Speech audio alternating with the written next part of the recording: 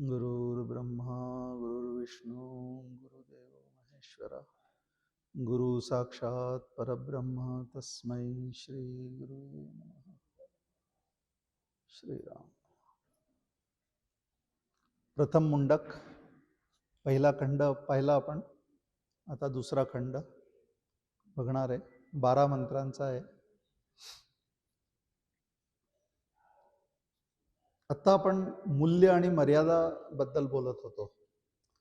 साधना, जितके साधन असतात त्यांना एक विशेष मूल्य असतो आणि लगेच त्यांना मर्यादा येते की ह्याच्या पुढे ते काही देऊ शकत नाही.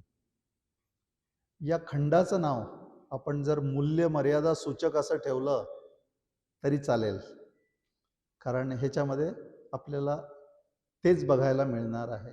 आता हे लक्षात ठेवूनच आपण याचा अभ्यास करणार आहोत, कारण मुख्यत्वाने जे परीक्ष लोकान कर्मचितान ब्राह्मणो असं म्हटलेलं आहे की या कर्माने मिळणारे जे लोक असतात फल रूप, त्यांची जर परीक्षा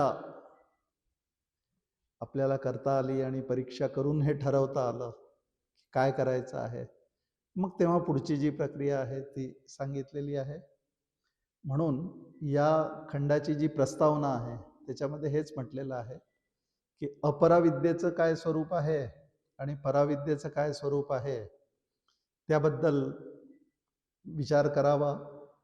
आणि मग आता पुन्हा ज्या साधनांना काय मूल्य आहे आणि त्यांची काय मर्यादा आहे हे पाहण्याकरता इथे हा दुसरा खंड सुरू होतोय. त्याच्यात म्हटलंय त्यांनी की वास्तविक आत्म्याला बंधन नाही आहे, पण तरीही सगळ्यांना बंधन नावाची गोष्ट जाणवते आणि बंधन जाणवते म्हणून त्याच्यापासून मुक्त होण्याची व्यवस्था मुक्तीमध्ये आहे.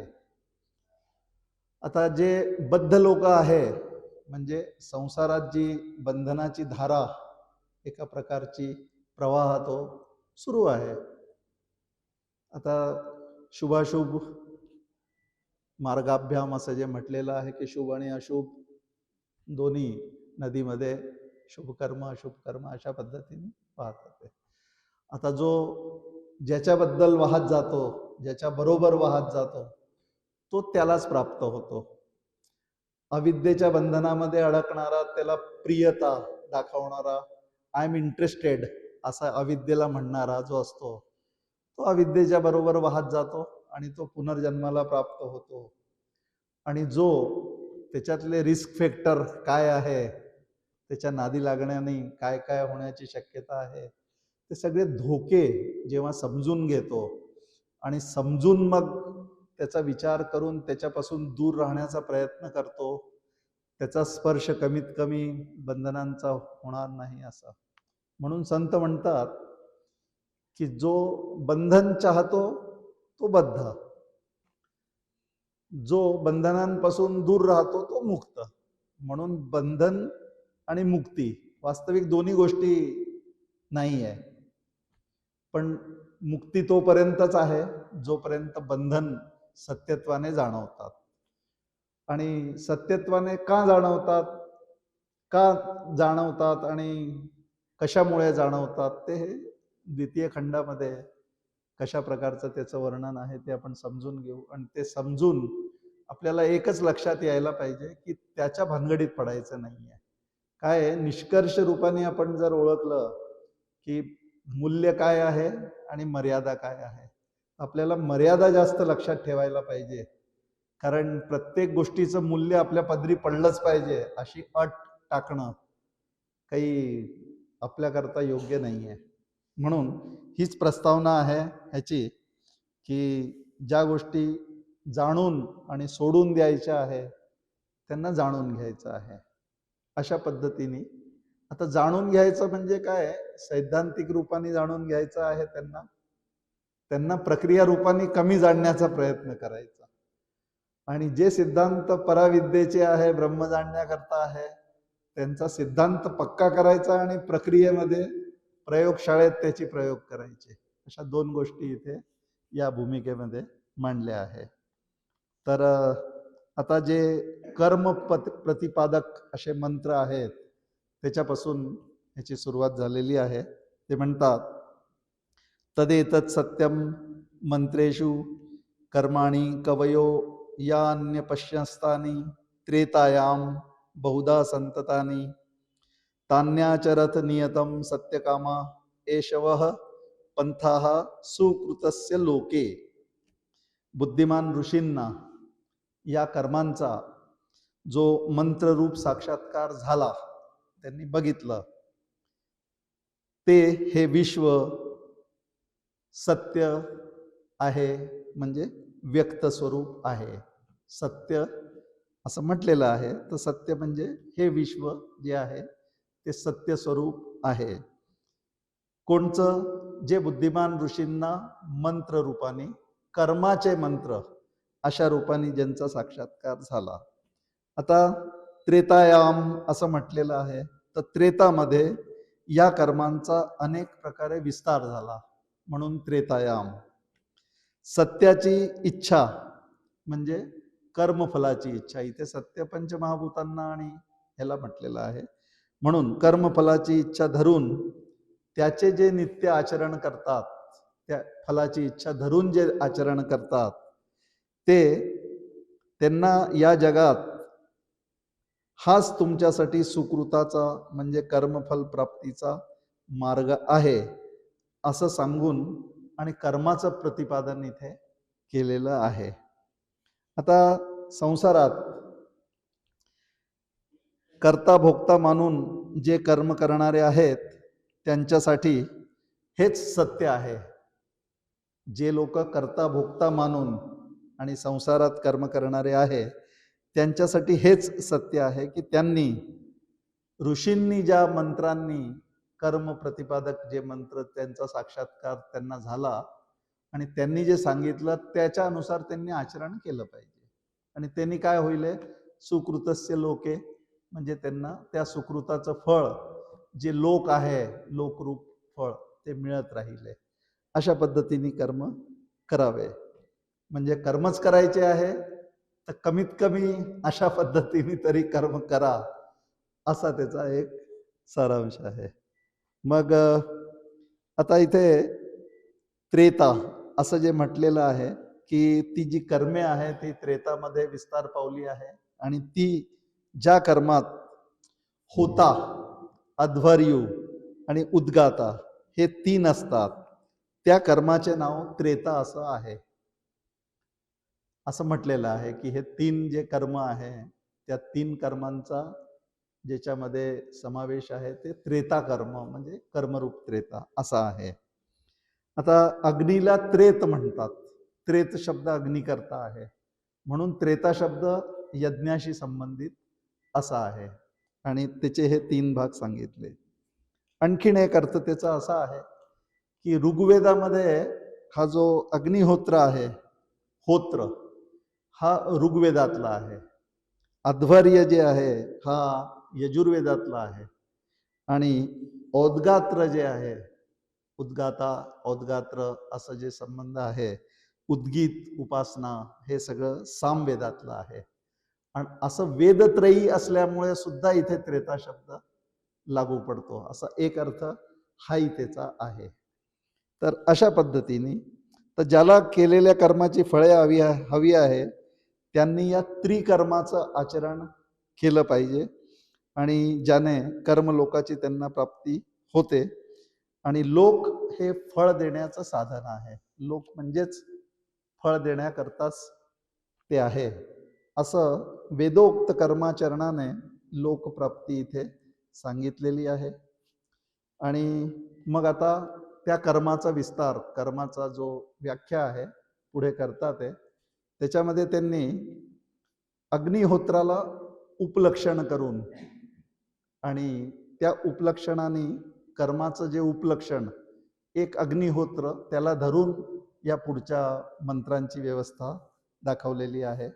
ते म्हणतात, यदा लेलायते यर्चिहि समिद्धे हव्यवाहने तद आज्य भागावंतरेण आहुतीही प्रतिपादयेत. म्हणजे जेव्हा अग्नी धडाळून वर येतो. आता ही यज्ञाची प्रक्रिया जी आहे त्याच्यामध्ये आपल्याला ते बघायचं आहे की अग्नी धडाळून वर येऊ लागतो, म्हणजे चांगल्याने प्रदीप्त होतो. तेव्हा दोन्ही आज्य भागाच्या मध्यस्थानी, आता त्या मध्यस्थानाला आवापस्थान असं नाव आहे. आज्य भाग, आज्य भाग कशाला म्हणतात? एक उत्तरी भाग असतो, एक दक्षिणी भाग असतो. त्याच्यामध्ये जो स्थान असतो त्याला आवापस्थान असं म्हटलेलं आहे. त्या स्थानी आहुती द्यायची असते, म्हणून आज्य भागाच्या, दोन्ही आज्य भागाच्या मध्यभागी आहुती द्यावा असं म्हटलेलं आहे. आता अग्नी जो असतो त्याच्यामध्ये हवन सामग्री आहुती रूपाने दिली जाते, आणि अग्नी काय करतो? ती हवन सामग्री वाहून नेतो, म्हणून त्याचं नाव हव्यवाहन असं आहे. मंत्रामध्ये हव्यवाहने असं म्हटलेलं आहे. तर तो हव्यवाहन कोण आहे? अग्नी आहे. तो आपल्या आहुतींना घेऊन जातो आणि देवतांना अर्पण करतो, म्हणजे देवतांपर्यंत पोचवण्याचं काम करतो, असा तो हव्यवाहन आहे. बरं, त्याचबरोबर अग्निहोत्रामध्ये पथ्य पाळायचे, नियम पाळायचे असं म्हटलं आहे. ते नियम काय काय आहे? म्हणजे दर्श, पौर्णमास, चातुर्मास्य, हे सगळे सुद्धा याग संबंधीचे जे विधान आहे तेही तिथे सांगितलेले आहे. मग म्हणतात संध्यावंदन सारखे नित्यकर्म, संक्रांती, पौर्णिमा ह्याच्यासारखे नैमित्तिक कर्म. आता संक्रांतीमध्ये दान करायचं असतो, तप करायचं असतं, दान, जप, स्नान हे सगळं संक्रांतीमध्ये करायचं असतं. आता हे जे कर्म आहे त्याच्या बाबतीत म्हणतात की हे काही फलप्राप्तीसाठी नाही आहे, पण प्रत्यय घडतो जर हे नाही केले तर. हे जर नाही केलं तर म्हणजे कशामध्ये काय करायचं आहे, करणीय आहे ते सांगतात. आणि हे म्हणतात हे कर्तव्यपूर्तीसाठी करायचं आहे, हे फलप्राप्तीसाठी नाही आहे. ह्याच्याने नव्याने फल मिळणार नाही, पण जे नाही केलं तर पाप संचय होईल, म्हणून प्रत्यवाय घडेल. नित्य नैमित्तिक संध्या जी आहे त्याला, संध्या कर्माला जी निष्कामता आहे ती निष्कामता या दृष्टीने आहे की त्याच्यात सकामता नाहीच आहे. सकामता ठेवूच शकत नाही, कारण त्याचं फळच नाही सांगितलं.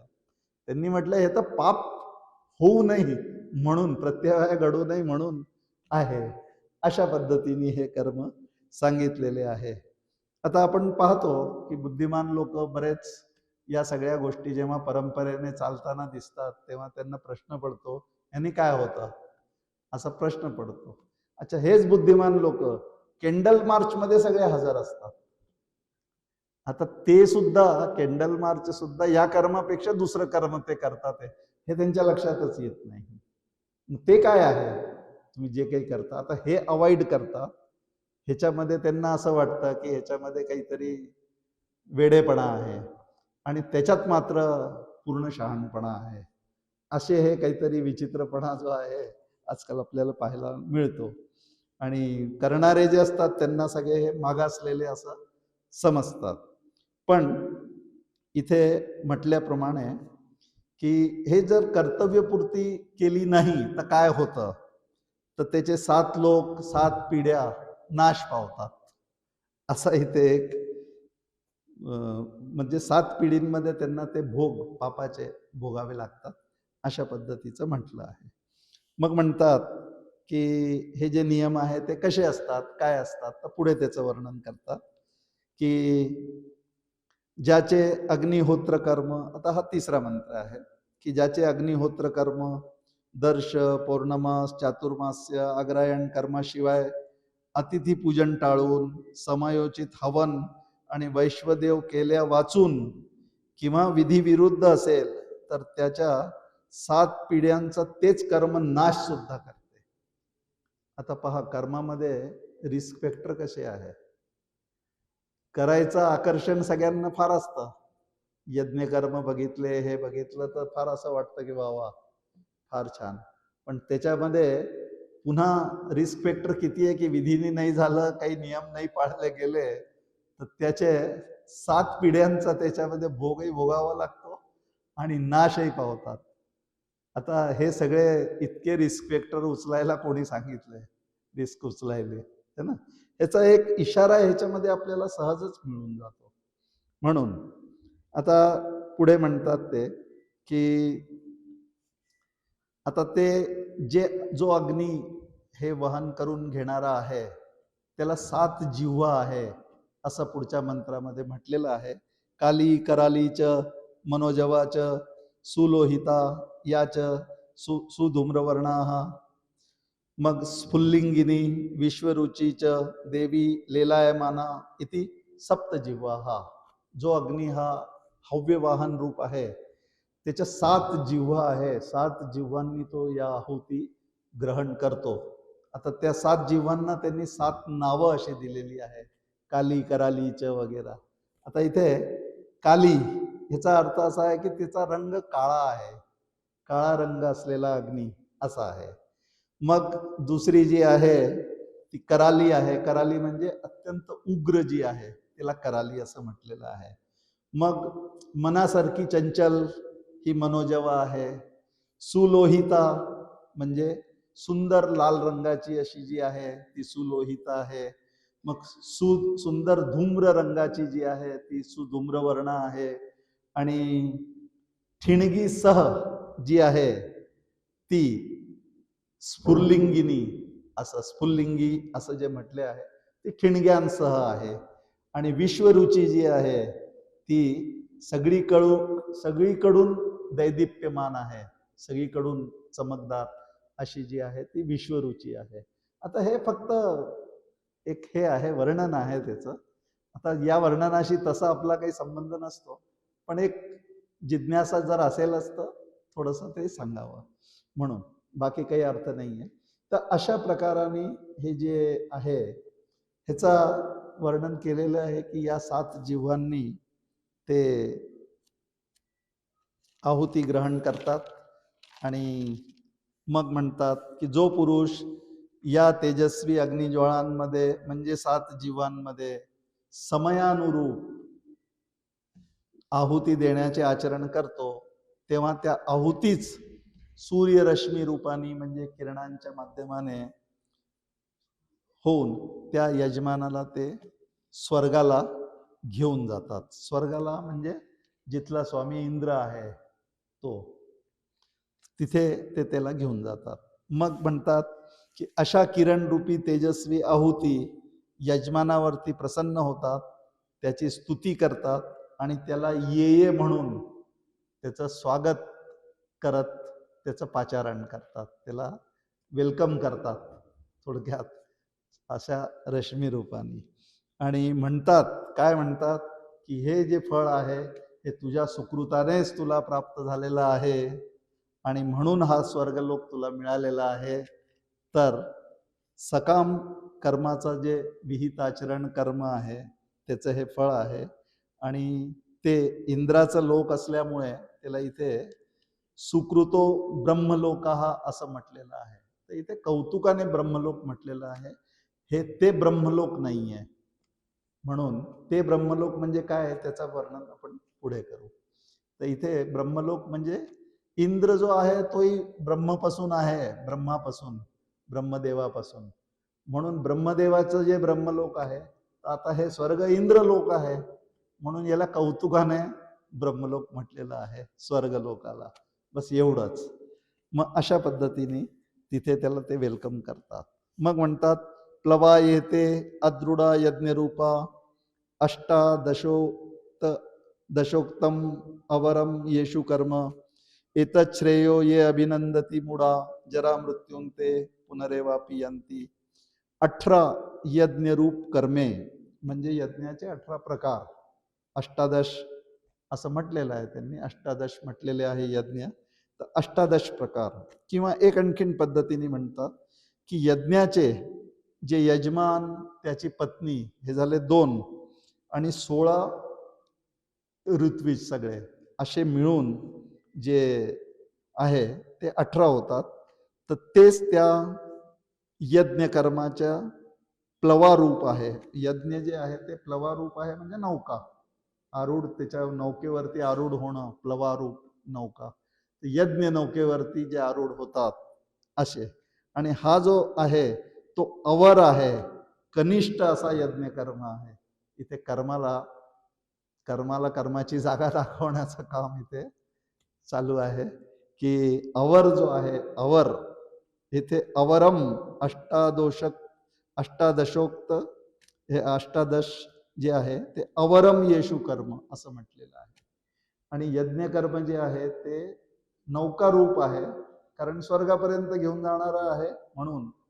पण त्याच्यावरती जे स्वार होतात, ती जी प्लवा आहे ती कशी आहे, तर ते असं म्हणतात त्याला, ती अवर आहे, कनिष्ठ आहे, अशी आहे. आणि तीच कल्याणकारक आहे असा त्याचा ते गौरव करतात. कोण लोक? जे अशा प्रकाराच्या नौकेवरती स्वार होतात, आरूढ होतात. आणि पुन्हा मग ते जन्म मरणाच्या फेऱ्यात अडकतात, कारण स्वर्गलोक भोगल्यानंतर मृत्यूलोकात यावंच लागतं. आता स्वर्गाचा स्वामी आहे इंद्र, पाहुणचारापर्यंत तो ठेवतो, पण पाहुणचार संपल्यानंतर म्हणतो की आता निघा, आणि नाही तर मग गार्ड आहेच, बाउन्सर, त्यांच्या मार्फत पुन्हा ढकलून देतो, असं आहे. म्हणून आणि इंद्राला नेहमी असा भय असतो की माझं सिंहासन जे आहे ते आता हे यज्ञ करून तप करून हे सगळे माझं बळकवण्याचं काम चालू आहे यांचं, म्हणून तो विघ्न आणण्याचं काम नेहमी करतच असतो.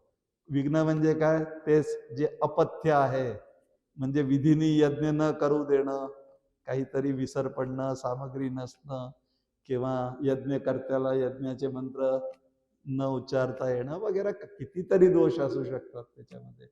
या सगळ्या गोष्टी ज्या इंद्र त्याची व्यवस्था बरोबर बघत असतो, आणि करणाऱ्याला असं वाटतं की पाहणारा कोणी नाहीये, चालूच जाईल असा. मग तुपाच्या ऐवजी डालडा टाकला तर काय हरकत आहे, कुणाला कळतं, अग्नीतच तर जाणार आहे.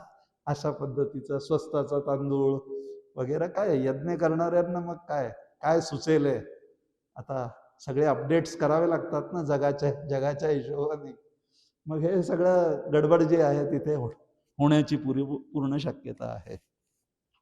मग म्हणतात अविद्यायामंतरे वर्तमाना स्वयं धीराः पंडितम मन्यमानाः जघन्यमानाः पर्यंती मुडा अंधे नैव नियमाना यथांधाः.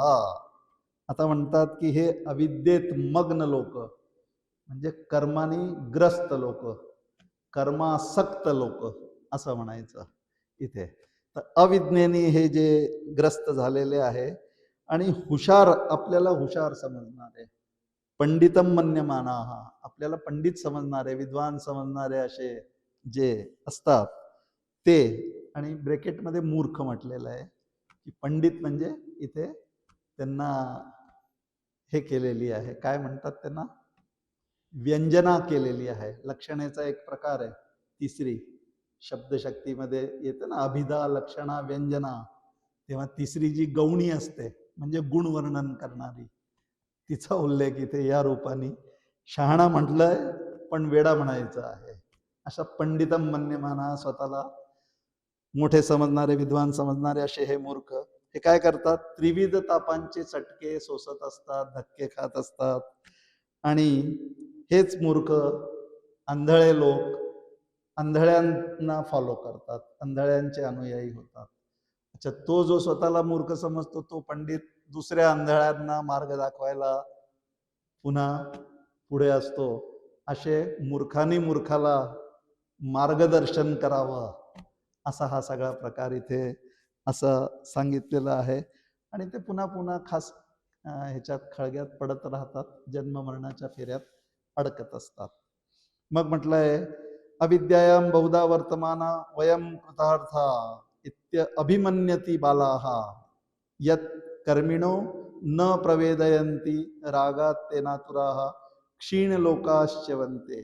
म्हणजे हे अविद्येत असणारे, बहुधा अविद्येत असणारे हे मूर्ख आम्ही कृतार्थ झालो अशा अभिमानाने जगणारे असतात, आणि कर्मविषयी, कर्मफळाविषयी त्यांची जी ओढ आहे ती असते, आणि आत्मतत्वाची तिथे ओळख नसते.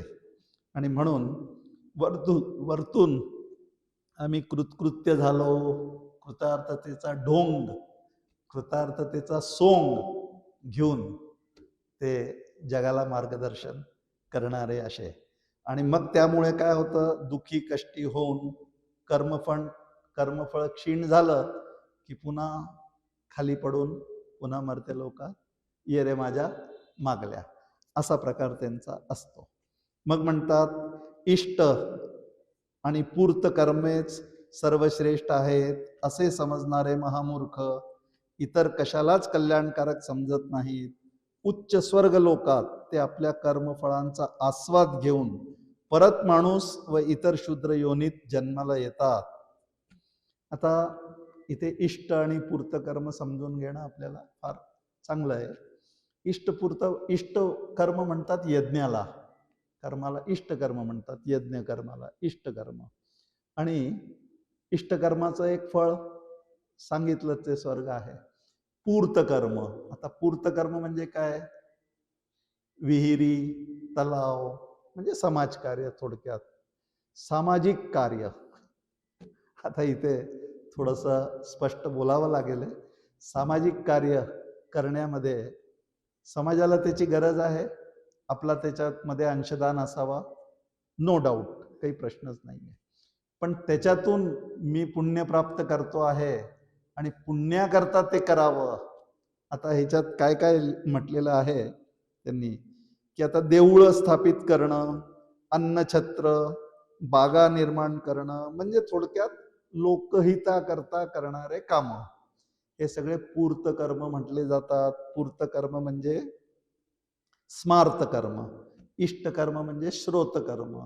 असे श्रोत आणि स्मार्त हे दोन्ही कर्म जे आहे तेच आपण पाहिलं. मूल्य आणि मर्यादेचं गणित आपलं सुरू आहे या खंडामध्ये. म्हणून तर आता अशा पद्धतीने जे कर्म करतात, आता कोणाचं शिक्षण करून देणं, कोणाला भुकेलेला आहार देणं वगैरे, या सगळ्या गोष्टींची समाजामध्ये गरज आहे, काही प्रश्न नाही आहे. हे सगळं काम एक नागरिक असल्यामुळे आपलं कर्तव्य आहे.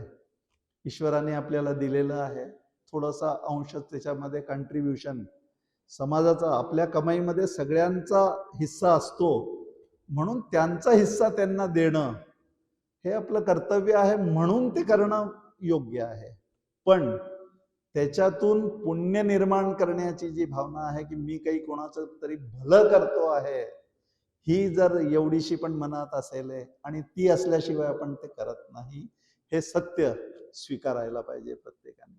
आपल्याला असं वाटतं की मी काहीतरी वेगळं करतोय, काही देवळाला दान दिलं म्हणजे मी कोणीतरी मोठा आहे, मोठं काम केलेलं आहे, किंवा भुकेलेलं अन्न दिलं तर मला असं वाटतं वा वा आजचा दिवस मी सत्कर्म केलं, असं आपण क्रेडिट घेण्याला कुठेही मानसिक आतमध्ये सांगत नसू आपण. एखाद वेळेला तेवढी उंची जर असेल तर सांगणारही नाही, पण नाही तर पोस्टर लावल्याशिवाय आपण राहणारही नाही, सांगितल्याशिवाय राहणार पण नाही. तर हे सगळं कुठे घेऊन जात आहे हे याच्यामध्ये सांगितलेलं आहे, म्हणून असं म्हटलं आहे. तर मग म्हणतात की आता या सगळ्याचा जर एक सार म्हणून आपण काढला तर आपल्याला लक्षात येईल समर्थांची ओवी, काहीच न करुणी प्राणी रामनाम जपेवाणी. आता कर्माची मर्यादा, त्याच्यामध्ये येणारे प्रत्यवाय आणि ह्या सगळ्या गोष्टींचा जर विचार केला तर गोंदवलेकर महाराजांनी म्हटलं तुम्ही काही करू नका, नाम घ्या. रामदास स्वामींनी म्हटलं की तुम्ही नाम घ्या. आता नामाने चित्तशुद्धी, कर्माने आपण चित्तशुद्धी करायला गेलो आणि या पद्धतीने जर कर्म करायला गेलो तर त्याच्यामध्ये जे धोके आहे, रिस्क फॅक्टर्स, ते तसेच आहे की इन्व्हेस्टमेंट करताना जसं आपण फार्म असतो त्याच्या खाली सही करतो ब्लाइंडली न वाचता, आणि ते म्हणतात की याच्यात धोके आहे तुम्ही वाचून घ्या, ते जसे वाचत नाही तसेही या कर्मांच्या बाबतीत सुद्धा आपण त्या रिस्क फॅक्टर्सकडे दुर्लक्ष करतो आणि ते करण्याचा उगीच प्रयत्न करतो, आणि करून आपल्याला असं वाटतं की वा वा आम्ही धन्य झालो, वा वा काय छान वाटतं आहे. या कर्मांचे असे धोके आहे.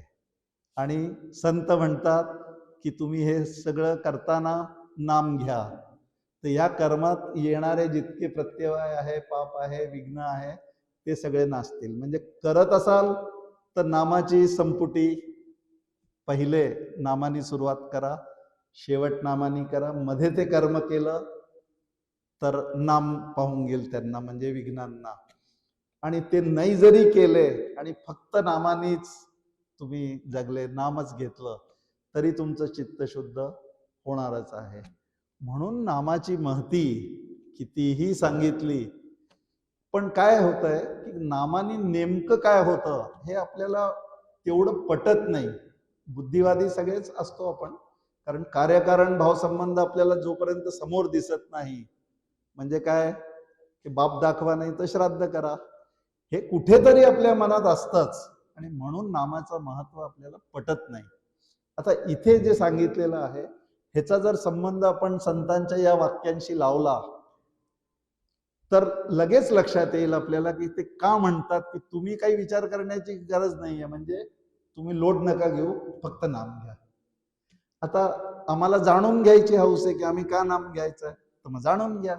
आता हे जाणण्याचा प्रकार चालू आहे की कर्मामध्ये किती जोखीम आहे, रिस्क आहे. आणि म्हणून कर्म करायचं आहे, नो डाऊट करायचं आहे, पण नाम अगदी सोडता कामा नये, नाही तर ते कर्मच आम्हाला बुडवणारे सुद्धा आहे. तारतील असं आपल्याला वाटतं, पण ते मारतील सुद्धा. आता जसं मारक आणि तारक दोन्ही सजातीय असतं है ना, जे कर्म मला तारू असं म्हणतात, तर ते कर्म मारू सुद्धा शकतात.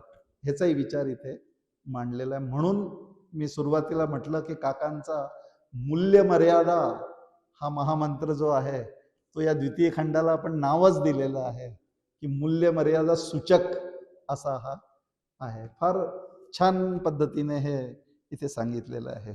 मग म्हणतात तपः श्रद्धे ये युपवसंत्यरण्ये शांता विद्वांसो भेक्षचर्याचरन्तः सूर्यद्वारेण ते विरजाः प्रयांति यत्रामृतः सह पुरुषो यव्य यात्मा. शांत आणि विद्वान पुरुष अरण्यात राहून भिक्षावृत्तीने श्रद्धायुक्त तपाचरण करतात. ते निर्दोष होऊन ज्या ठिकाणी तो अविनाशी आणि निर्विकार स्वरूप परमात्मा आहे त्या ठिकाणी सूर्यमंडलाच्या द्वाराने जातात. आता इथे आपण सूर्यरश्मी त्याला तिथे घेऊन जातात असंही म्हटलं आहे, इथेही सूर्यमंडलाच्या द्वाराने जातात असंही म्हटलं आहे. शांत आहे, वेदांताचे जाणकारही आहे, तपही करतात, एकांत सेवन करतात, श्रद्धापूर्वक जीवन व्यतीत करतात, भिक्षावृत्तीने राहतात, पण अनुभव नाही आहे. जीवनमुक्तीला आपण हलक्यात नाही घेऊ शकत. हे इथे सांगितलेलं आहे की जरी तो शांत असेल, वेदांताचा जाणकार जरी असेल, म्हणजे परोक्ष विद्या संपन्न जरी असेल, तपश्चर्या करणारा आहे, पुन्हा एकांत सेवनही करणारा आहे. आता हे सगळे लक्षण आपल्याला असं वाटेल की हा तर तरलेलाच आहे, पण तरीही तो तरलेला नाही असं इथे स्पष्ट सांगितलेलं आहे. मग त्याचं काय म्हणतात ते की अंतःकरण पण त्याचं शुद्ध आहे. विरजाहा, विरज आहे, रजोगुणाने रहित आहे, रजोगुण रहित आहे असं म्हटलेलं आहे. आता ते काय करतात, सूर्यद्वाराने अव्ययात्मा ब्रह्मदेवाच्या ब्रह्मलोकामध्ये जातात. अव्ययात्मा म्हटलेलं आहे हे ब्रह्मलोकाचं वर्णन आहे की त्याला प्राप्त होतात. आता ईशावास्याचा तो हिरण्मयेन पात्रेण असा जर मंत्र आपण याच्याशी लिंक लावून बघितला तर आपल्याला लक्षात येईल की ही गती जी आहे ही जीवनमुक्तीची गती नाही आहे. इथे क्रममुक्तीची चान्सेस आहे, क्रममुक्ती सुद्धा नाही आहे. ह्याच्यामध्ये क्रममुक्ती सुद्धा कंडिशनलच आहे, सशर्तच आहे. मग म्हणतात की तिथे जातात आणि त्यांची ही मुक्ती ही सद्योमुक्ती नाही आहे. झालीच समजा तर जिज्ञासेमुळे किंवा मुमुक्षेमुळे जर ते असेल तर क्रममुक्ती होण्याची शक्यता आहे. आणि क्रममुक्ती नाही झाली तर मग पुनरागमन तर आहेच आहे, कारण त्याच्यामध्ये बऱ्याच गोष्टी आहे.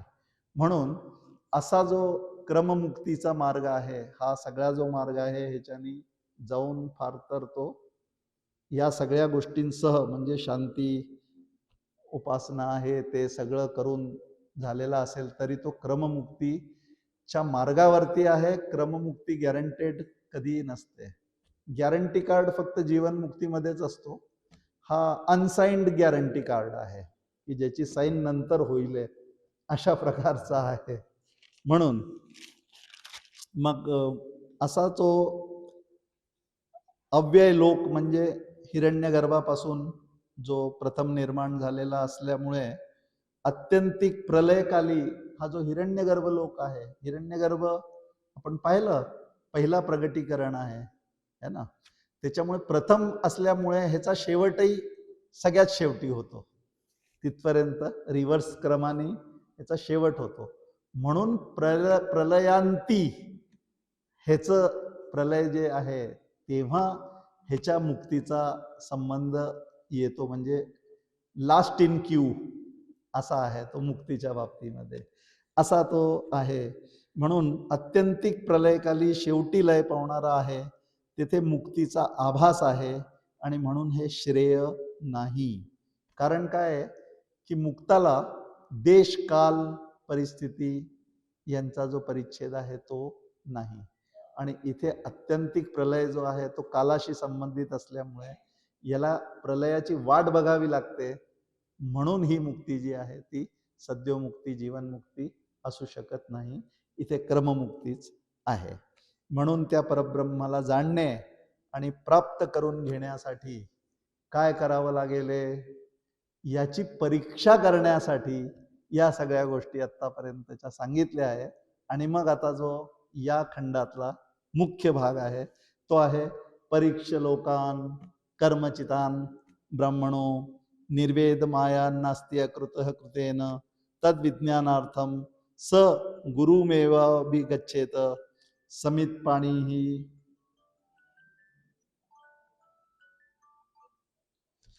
श्रोत्रियम ब्रह्मनिष्ठम. आता कर्मचितान म्हणजे कर्माने प्राप्त होणारे,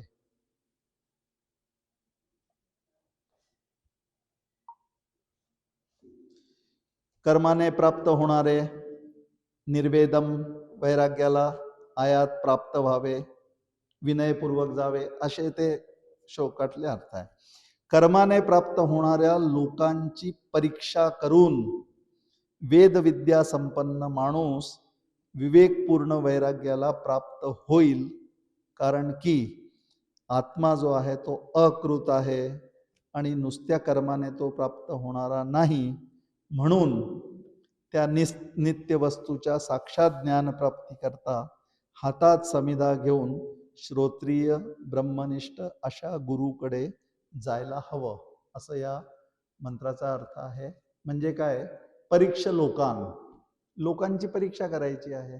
आता हे जे आपण पहिले म्हटलं होतं की लोक हे फळ देणारे आहे, सप्तलोक अशा अर्थाने आपण बघितलं की आहे, किंवा 14 भुवने, 7 खाली 7 वर वगैरे, असं सगळं वर्णन. म्हणजे हे काय, सप्तलोक म्हणजे हे देशांतर आहे. म्हणजे तुम्ही एका देशात नाही तर दुसऱ्या देशात आहे, पितृलोकात नाही आहे तर तुम्ही आणखीन कुठे आहे, म्हणजे चंद्रलोकात नाही आहे आणि तुम्ही सूर्यलोकात आहे, उत्तर लोकात नाही आहे, दक्षिण लोकात नाही आहे, असे हे सगळे लोक जे आहे ते लोक आहे. हे जे लोक आहे, हे लोक जे आहे हे सगळे फळ देणारे असल्यामुळे त्यांचं फळ देऊन झालं की ते पुन्हा लोकांतर होऊन जातं. ज्या देहाने तिथे जायचं ते देहांतर होऊन जातं आणि त्याच्यात पुन्हा रिस्क फॅक्टर त्याचे पुनरागमन आहे. मग मनुष्यच जन्म मिळेल असंही नाही आहे. दुसऱ्या योनीकरता तुमचं संचित जे असतं ते पुन्हा जबाबदार असतंच. म्हणजे संचित कुठेही भस्म होण्याची व्यवस्था या सर्व लोकांमध्ये नाही आहे. इतकं जर आपल्याला समजलं तर आपल्याला परीक्षा करता आली लोकांची, असा त्याचा अर्थ आहे.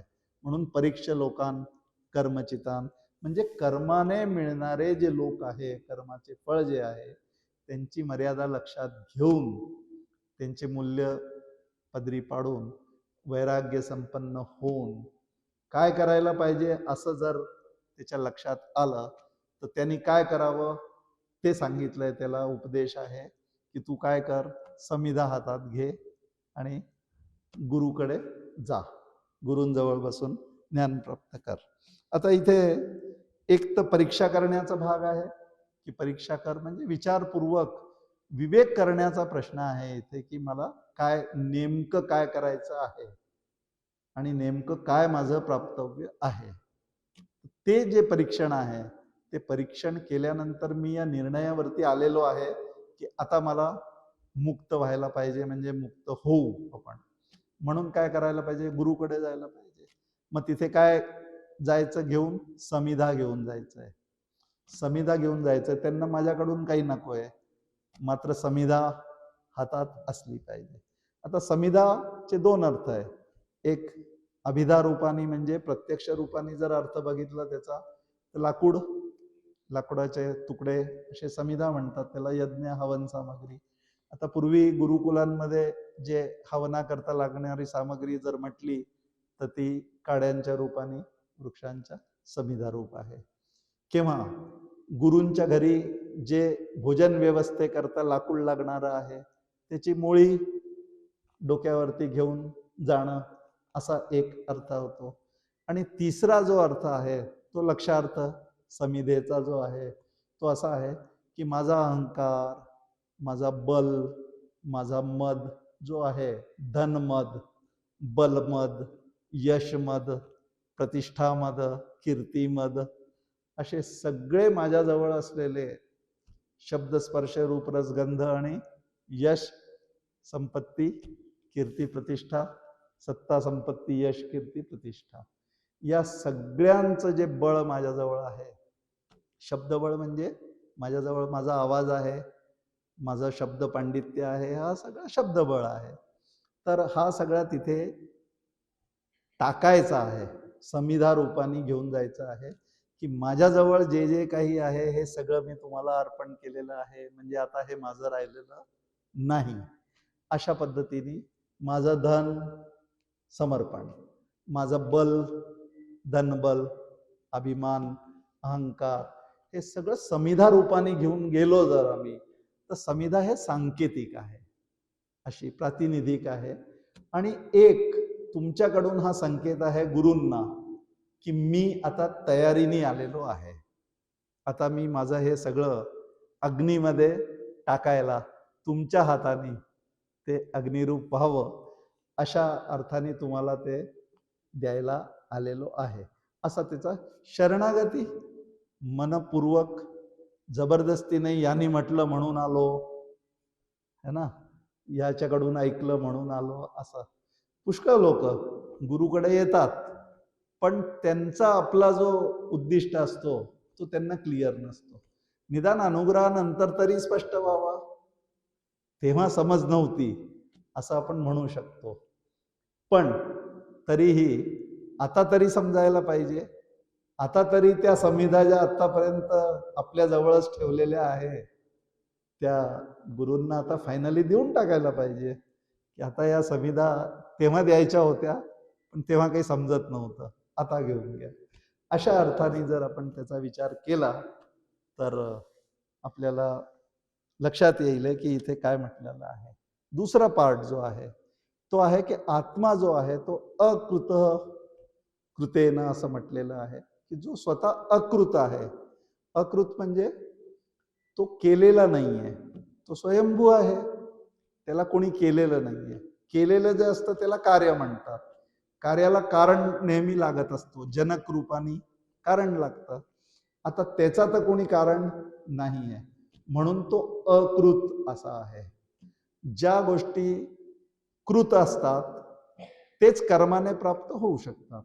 कर्माने अकृत जे असेल ते कसं प्राप्त होईल, असा एक विचार आपण नेहमी डोक्यात ठेवावा. म्हणून जे शास्त्र सांगतं की कर्माने मोक्ष मिळत नाही, त्याचा हा अर्थ आहे की आपण त्याला कर्मानेच प्राप्त करू पाहतो आणि आपण केलेलं जे कर्म आहे त्याला आपण फार सोयीस्कर कर्मयोग नाव देऊन देतो की वा वा वा मी तर कर्मयोगी आहे, है ना. निष्कामता जी आहे माझी की मला त्याच्यातून काही नको आहे.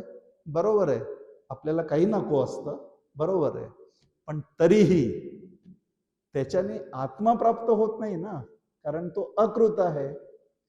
कर्मामध्ये 4 गोष्टी आल्या: आप्य, प्राप्य, संस्कार्य, विकार्य, या सगळ्या गोष्टी. म्हणजे काय की जी गोष्ट अप्राप्य होती तीच प्राप्त होऊ शकते कर्माने.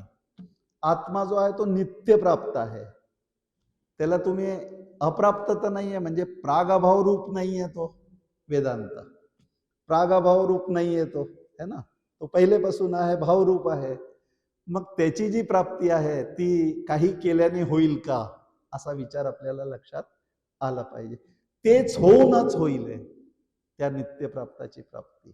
बरं, असंही नाहीये की त्याची प्राप्ती नाहीये, त्याची प्राप्ती आहेच, कारण तो सदा सर्वत्र सम असा आहे.